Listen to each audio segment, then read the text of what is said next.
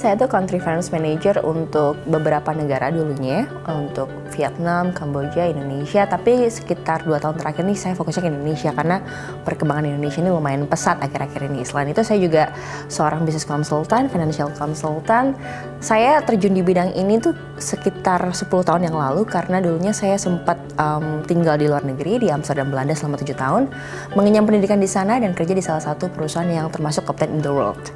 Kemudian sekitar 5 tahun lalu, akhirnya saya pulang ke Indonesia dan saya melihat sebenarnya banyak opportunity di Indonesia ini yang orang-orang mungkin masih memandang sebelah mata. Banyak orang yang mengira kalau Indonesia ini masih negara berkembang, makanya kalau kita ngomong negara berkembang masih banyak hal-hal yang diatur oleh pemerintah, oleh aturan, dan tidak banyak ruang untuk bergerak atau berinovasi. Tapi pada kenyataannya kalau kita mau lihat dari sisi yang berbeda, itu banyak sekali hal-hal atau peluang yang kita bisa tangkap di lapangan. Jadi ini perkara kita membuka diri sekali lagi terhadap yang namanya perubahan. Banyak orang yang menganggap kalau perubahan industri 4.0 ini sebagai ancaman karena mereka nggak bisa beradaptasi. Tapi kalau misalnya kita bisa beradaptasi dan melihat peluang ke depannya, ini sebenarnya ada peluang yang besar. Nah, hari ini saya melihat kalau arah pasar bergerak ke arah digital.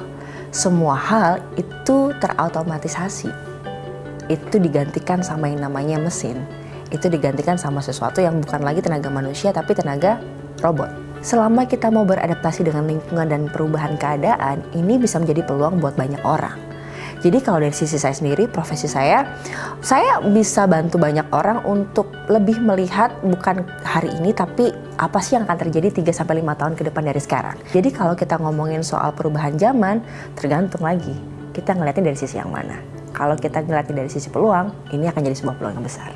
Dan itu terjadi karena adanya keterbatasan informasi. Kalau kita bisa menjangkau lebih banyak orang di bidang pendidikan, itu akan jauh lebih gampang ke depannya untuk orang-orang itu menguasai yang namanya perubahan zaman. Dan tools yang saya gunakan hari ini itu adalah live meeting. Kita bisa benar-benar memperkecil yang namanya jarak dan waktu. Kita bisa bertemu sama mereka, kita bisa berdiskusi sama mereka, kita bisa bertukar pikiran, kita bisa bertukar ilmu. Itu jauh lebih sederhana zaman sekarang. Era informasi zaman sekarang ini bukan menuntut namanya orang yang harus pintar. Era informasi zaman sekarang ini menuntut orang untuk kreatif, untuk terbuka, untuk mereka itu bisa menerima yang namanya perubahan. Live meeting itu membantu yang namanya program untuk memintarkan atau mencerdaskan bangsa.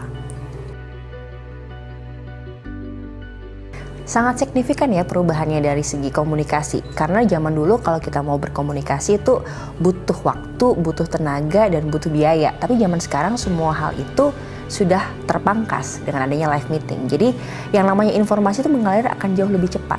Dengan cara seperti itu, yang namanya kecerdasan masyarakat itu juga akan lebih gampang untuk dinaikkan juga. Beberapa generasi baby boomers misalnya, terbukalah sama yang namanya peluang yang baru. Semuanya sudah berbeda zaman sekarang. Apa yang terjadi 30 tahun yang lalu itu sudah berbeda sama hari ini. Kalau kita tidak membuka diri sama peluang, kita pasti tergilas sama yang namanya perkembangan zaman. Untuk para generasi muda, saya punya pesannya, kita ini adalah poros perekonomian Indonesia di depannya. Kalau kita tidak mau membuka diri, kita ini tidak bisa berkompetisi di lapangan dan kita tidak bisa membawa Indonesia untuk menjadi Indonesia yang lebih maju. Jadi kalau kita sama-sama gandengan, saya rasa negara ini akan jadi salah satu negara yang akan jadi panutan banyak orang.